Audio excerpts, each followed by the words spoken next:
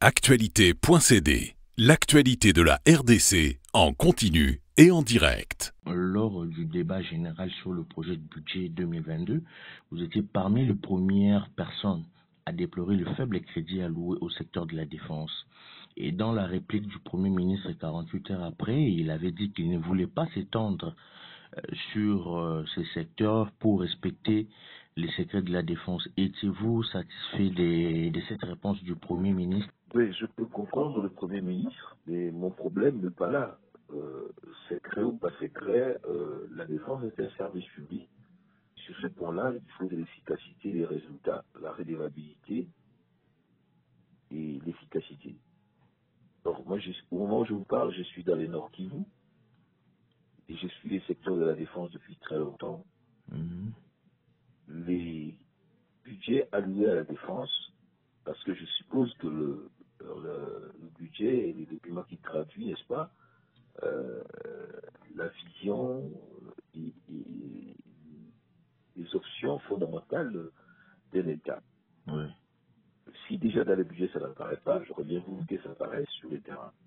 Sur le terrain, c'est vrai que les efforts ont été faits par le gouvernement, certes, mais les attentes sont énormes en termes des effectifs qu'il faut recruter, en termes de ressources qu'il faut mettre à disposition de toute l'armée, en termes d'équipement, en termes de motivation, et en termes, par exemple, de démobilisation et désarmement et réinsertion.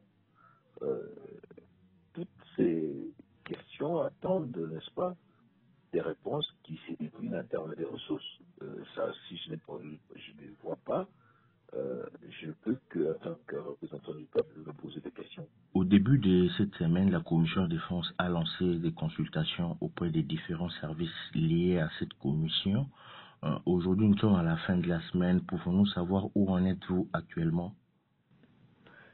Mais il y a d'abord nous-mêmes, nous sommes dans les Nord Kivu, nous serons à l'Ituri pour rencontrer l'ensemble de structures de la défense, c'est-à-dire l'armée, mais aussi les structures qui ont été créées à la suite, n'est-ce pas, de la proclamation de l'état de siège, c'est-à-dire les gouvernements provinciaux de Nord Kivu, mais aussi les administrateurs du territoire et d'autres bourgmestres qui ont été, n'est-ce pas, institués à la suite de la proclamation de l'état de siège. Nous rencontrons le commandant des opérations, comme nous l'avons fait dans le Sud Kivu, pour voir quels sont leurs besoins et comment on peut les satisfaire. Au-delà de cela, il y a la grande équipe qui est dirigée par le président de la commission, qui est à Kinshasa, et qui continue le travail que nous avons commencé. Qu'est-ce que nous avons fait? Nous devons d'abord écouter l'ensemble des services, c'est-à-dire l'outil de la défense, le ministère de la Défense, la police, les services de renseignement, pour voir leurs besoins, leurs demandes et les arbitrages qui ont été faits au niveau du gouvernement, et discuter avec notre commission OFI comment on peut recalibrer ou requalifier ces allocations. Nous-mêmes, nous avons été avec les amis du programme DDRC pour voir ce qu'on leur a donné, parce que c'est un aspect important. Oui, oui. Ici à l'Est, il y a des milliers de personnes qui sont dans les groupes armés, qui veulent bien quitter leur groupe pour rejoindre le programme de désarmement et de l'insertion. Il faut des ressources pour les recevoir, pour les loger, pour les nourrir, et pour les réorienter, pour les soigner. Et voilà. Donc, la dimension frappe militaire doit être actionnée avec la dimension gestion des rendus de ces différents groupes Maïmaï et autres qui prétendent être pour l'autodéfense, mais aussi la dimension économique. Vous savez, l'Est, et c'est ce que je voudrais vous dire très important, nous n'allons pas résoudre l'insécurité, nous n'allons pas domestiquer cette violence si nous n'avons pas une vision holistique. On défend les territoires, mais sous ces territoires, il y a des richesses, il y a des hommes, donc il faut une dimension économique, infrastructurelle qu'il faut intégrer pour sortir définitivement l'Est de la République démocratique du Congo de cette insécurité, insécurité qui profite au bonheur.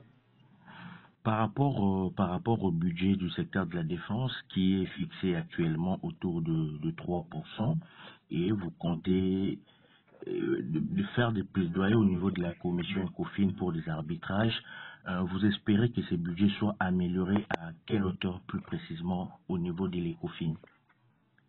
Et nous estimons que si il faut donner une part importante du budget, n'est-ce pas, à l'enseignement, ensuite à la santé, ces deux secteurs qui continuent d'ailleurs à regarder peut-être, parce que l'assiette est très faible, il faut l'avouer, ces deux secteurs ont chacun plus ou moins 16%. Nous estimons que un budget qui oscillerait entre 5, 6% et 10% pourrait, dans un premier temps, nous faire avancer. Mais encore que il est important que nous puissions d'abord basculer vers le budget programme. Parce que le matériel de l'armée coûte énormément cher. Vous savez, lorsque vous mettez pour un budget de 350 millions de dollars, et que plus de la moitié, voire le 3/4 vont pour les rémunérations, il faut savoir que l'équipement de l'armée, c'est quelque chose d'important. Donc nous estimons que si en 2021, on avait déjà atteint plus ou moins 4,2, il ne faut pas descendre à 3,85, il faut monter, on atteindra peut-être pas 10%, mais il faut aller au-delà de 5, pourquoi pas 6 ou 7%. Voilà, modestement, ce que nous croyons que la nation doit faire un effort de guerre. Ça a été dit lors de la présentation du gouvernement, dans le programme du gouvernement, il y a un effort de guerre qui doit être fait. Et cet effort de guerre ne doit pas être une déclaration, doit être une mise à disposition de l'armée de ressources pour prendre en charge le solde de nos soldats. Les efforts doivent être aussi faits de sécurité pour la maîtrise des effectifs, mais aussi pour l'équipement de nos militaires qui doivent avoir des équipements spécifiques. Il faut une armée non seulement habillée, casernée, mais qui peut faire cette guerre asymétrique. Il faut des hélicos, il faut des moyens de transport.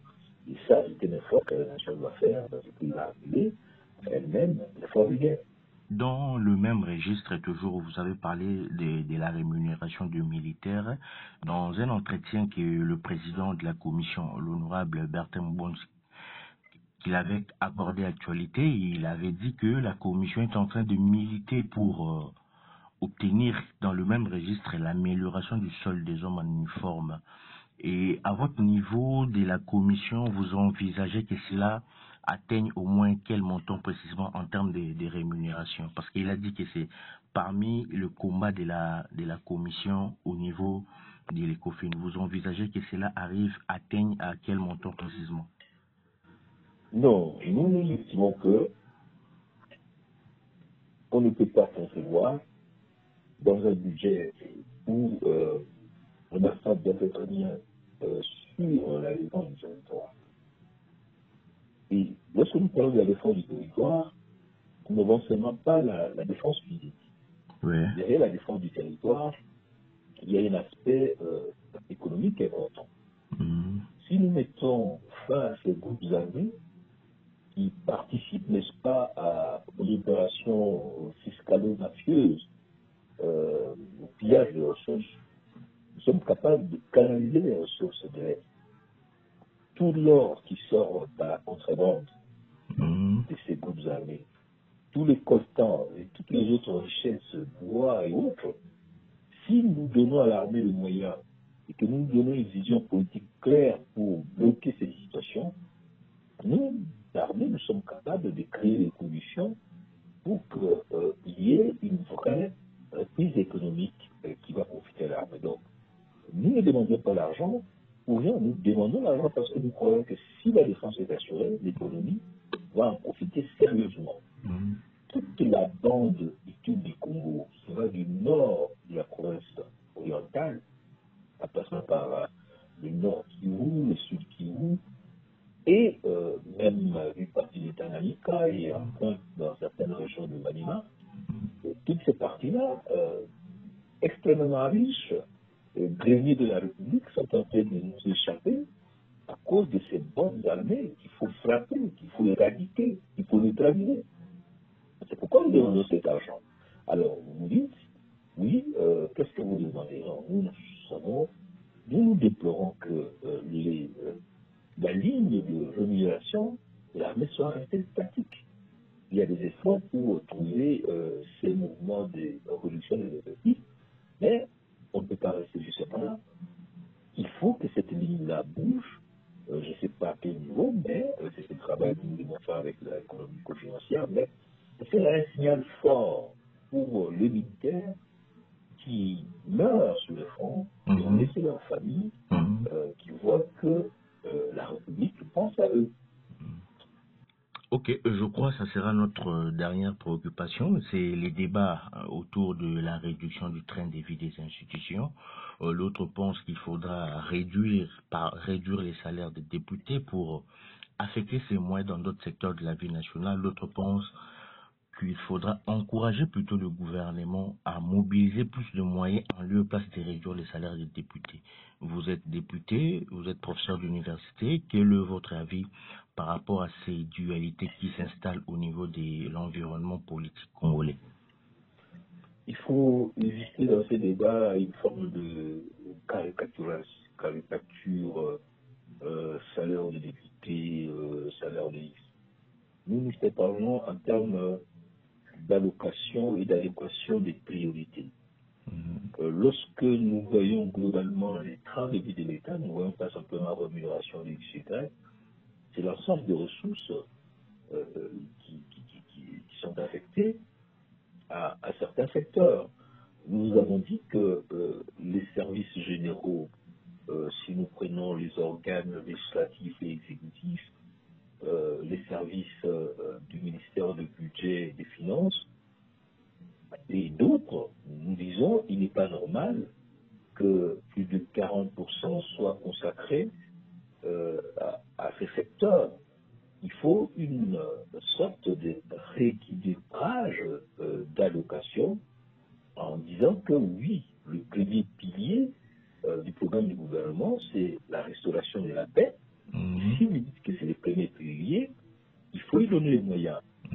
C'est vrai que la défense, ça souscrit tout, prend 3, quelque chose, mais il y a aussi, ça il faut aussi reconnaître par le gouvernement, des moyens qui sont mis au service de l'ordre et de sécurité par ailleurs.